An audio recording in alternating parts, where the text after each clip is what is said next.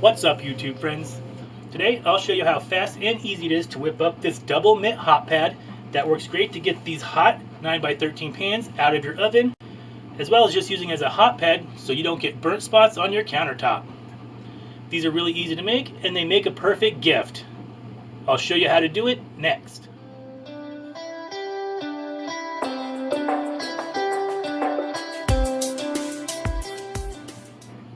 So the things you're going to need to make this double Mitt pot holder are your top fabric. Now I'm going to go ahead and just use the same fabric that I used in my canning mitt.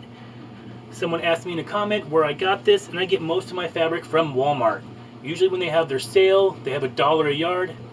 That's when I like to scoop up the fabric. You need one large rectangle that measures 8 inches by 24 inches. And 2 smaller rectangles that measure 6.5 inches by 8 inches. You'll need some fabric for the bottom and also the inside of your pockets. Now this is very similar to my canning mitt, it's just in a bigger size. And these measure the same as our first fabric. The longer rectangle is 8 inches by 24 inches, and the smaller ones are 6.5 inches by 8 inches. You're also going to need some 100% cotton batting in the same measurements, and 1 piece of insul-brite, and you just need it to be the longer rectangle, so 8 inches by 24 inches. You're also going to need some 1/2 inch wide double fold bias tape. I'm just going to use this extra that I have left over from my canning mitts. And for my pocket pieces here, I just got 2 pieces of red that I'm going to go ahead and just use, but you could just use black if you wanted to.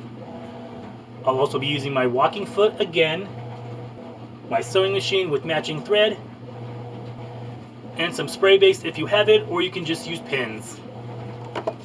So let's get started.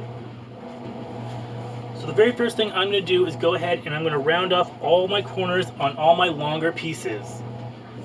So today I'm just going to be using my glitter jar. I'm going to line it up here, and using a pencil or a pen or chalk, I'm just going to make a line just like that on all 4 corners of my longer rectangles. Then using my scissors, or you could use your rotary cutter, just trim off the corners.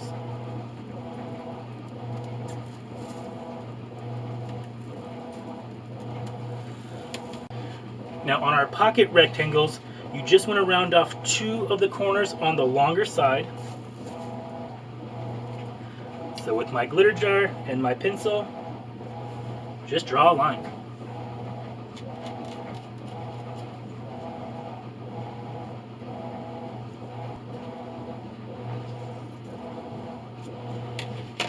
And you want to do that to these pieces as well. Once you have your corners rounded, it's time to make our sandwiches. So with our lining fabric, I want it so the right side is facing down. Next, I'm going to grab my piece of insul-brite and lay that over top. Just flip it around and make sure that everything's lining up nicely. I'm then going to add my piece of cotton batting, followed by my outside fabric with the right side facing up. And for our 2 pocket pieces, it's the same process minus the insul-brite. So I'll be placing this red polka dot fabric with the pretty side facing down, followed by the cotton batting, and then my outside fabric with the pretty side facing up. And you want to do that to both of your pocket pieces. So now I'm just going to take these into the other room and I'm going to spray them with some spray base to stick them together. You could just use a purple glue stick or even just pin it. Alright guys, so I have my layers all basted together, so now we just want to quilt these. And if you watch my canning mitt video, I'm going to just crazy quilt these. I think it's easier, and I have about 6 of these to make, so I need to crank them out fast. This weekend we're having our final Christmas, and I like to make sure that everyone leaves with a little handmade creation. So I'll meet you over at the sewing machine, and we'll get these quilted together. Alright guys, so I'm over here at my sewing machine. Today I'll be using a straight stitch. Now I have white thread in my machine right now. For one, so you guys can see it, and two, just because I kind of want to see the quilting on top. You could just go ahead and use black though if you wanted to. When I attach my binding, I will be using black thread. And I'll be using the crazy quilting again today. You could go ahead and do cross hatches, you could do up and down and then go the other way. But like I said, I have a lot of these to make, so I'm going to crank through them really fast. So if I make a mistake, I'll just tell them it was supposed to be that way. So I'm going to start about a 1/2 inch away from my side here, and I'm going to sew a diagonal all the way down.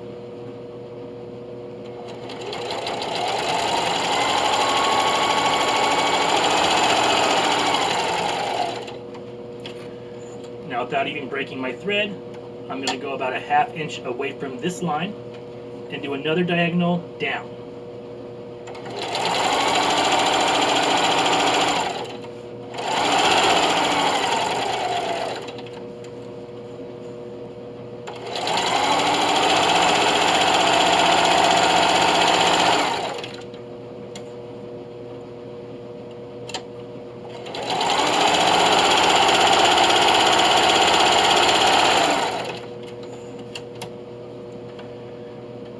Now that I'm done going that way, I'm going to go ahead and do the same thing the opposite direction.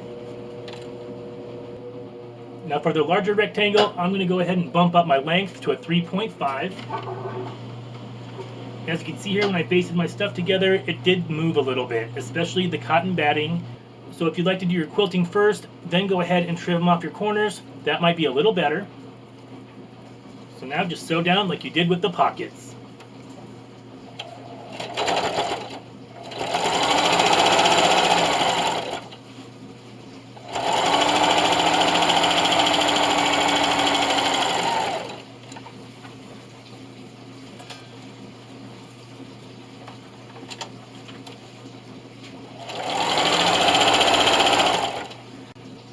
Now, especially with the thick parts, it's a really good idea to make sure that everything is nice and smooth and flat. That way you don't get any puckers on the back.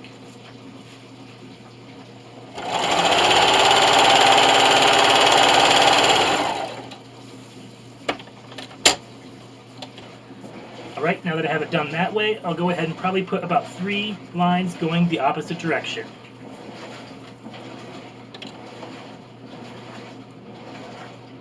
Once we have our pieces all quilted together, we just want to add our little piece of binding. Like I said, you could just use the plain black or whatever kind you have. But I want to add a little bit of color to this, so I'm going to use these scraps of red. Now I always like to attach my binding to the back first. So with the short edge of my 1/2 inch double fold bias tape, I'm going to open that up and line up this raw edge with the raw edge of my pocket here. And I'm just going to stick a pin. Now I'm going to take this over to my sewing machine, and with a straight stitch, I'm going to sew right in this ditch, all the way down, attaching my binding. When I'm done with that, I'll go ahead and flip over my binding, and using a zigzag stitch, I'll sew the front down. Alright guys, so I'm still going to be using that straight stitch, and I lowered my length back down to a 3 for these thinner pieces. And all I'm going to do is sew right in this ditch here. There's no need to backstitch at this time, and just keep sewing.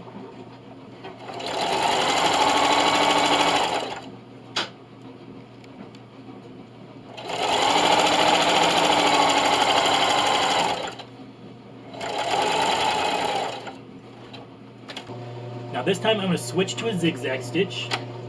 My length is a 3 and my width will be a 3. So I'm just going to line up the edge of my bias binding with the middle of my foot and sew it down with that zigzag stitch.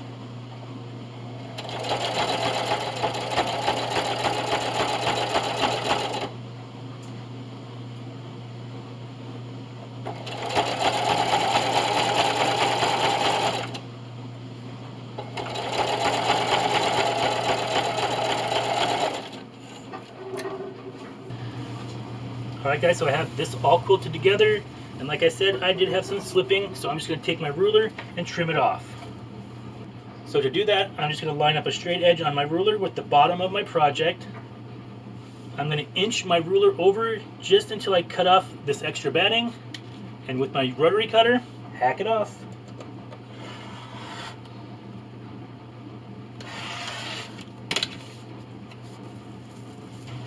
And then just using my scissors, I'll go ahead and clean up that rounded corner.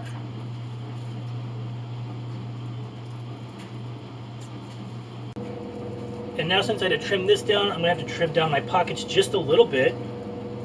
So I'm just going to line them up here and cut off just that little bit.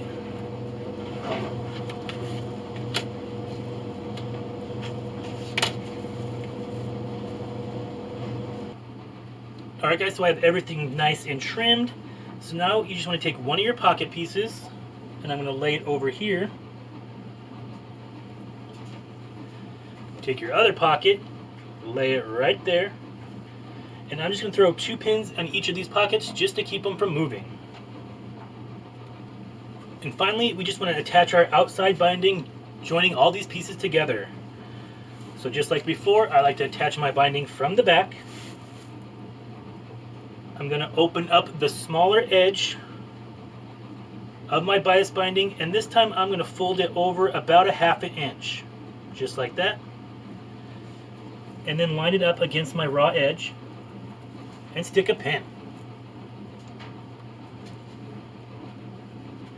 So now I'm just going to take this back over to my sewing machine.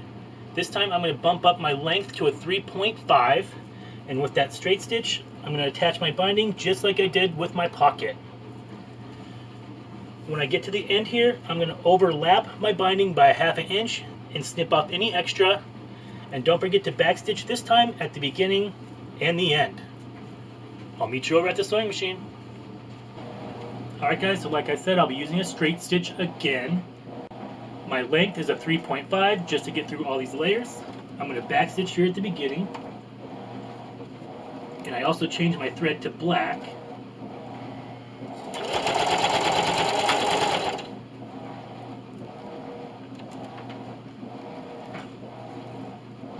And just sew down your binding.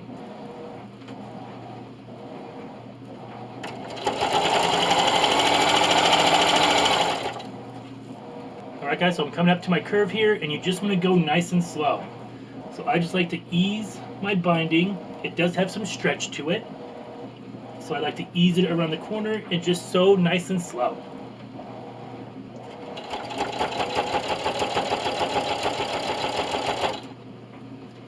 If you do have to stop, make sure that your needle's down. That way your project won't move.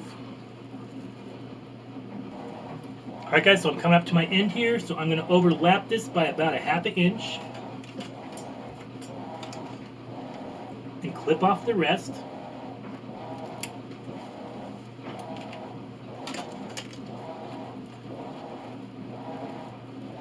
And now just finish your seam.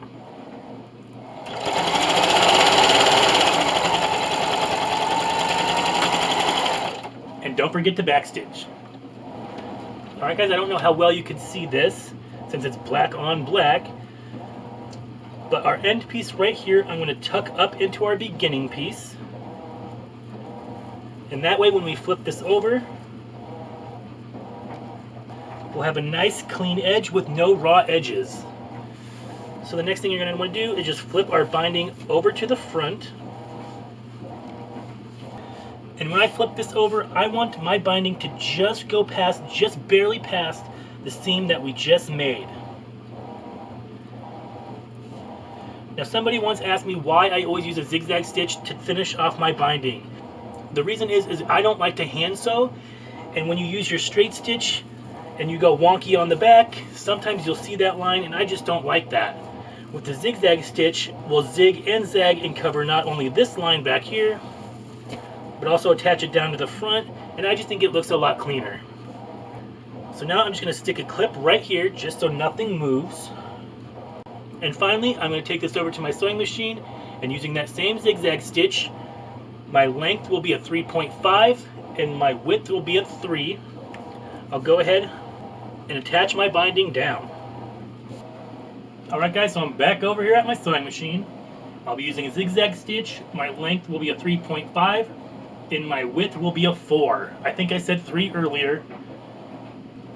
And don't forget to backstitch at the beginning and the end.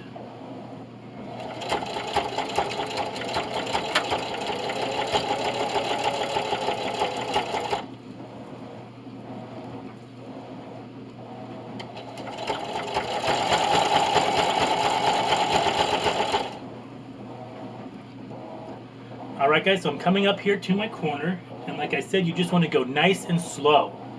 Sometimes the binding has a tendency to come up here onto my presser foot. Now if that happens, you just want to stop with your needle down, raise your presser foot, and take a pin and just lay it back down flat. I always had the most problems with that on the corners.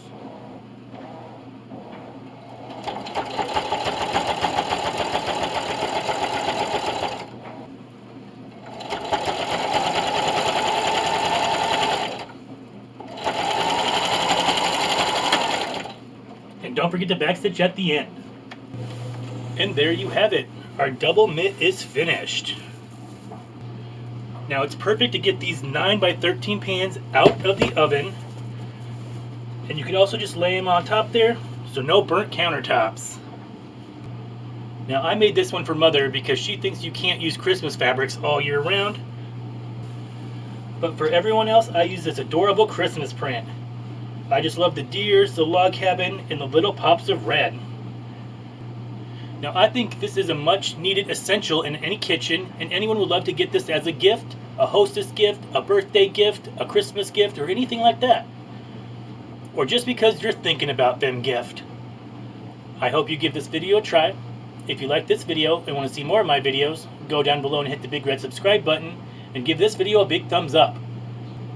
If you'd like to be notified as to when I post a video, hit that bell button. If you have a question about this video or any of my other videos, or would just like to leave a suggestion for a future upcoming video, leave me a comment. Feel free to share this video across your social medias. Head on over to Facebook and Twitter at Scrappy's Patch if you'd like to friend me there. And as always, thanks for watching, and I'll see you next time.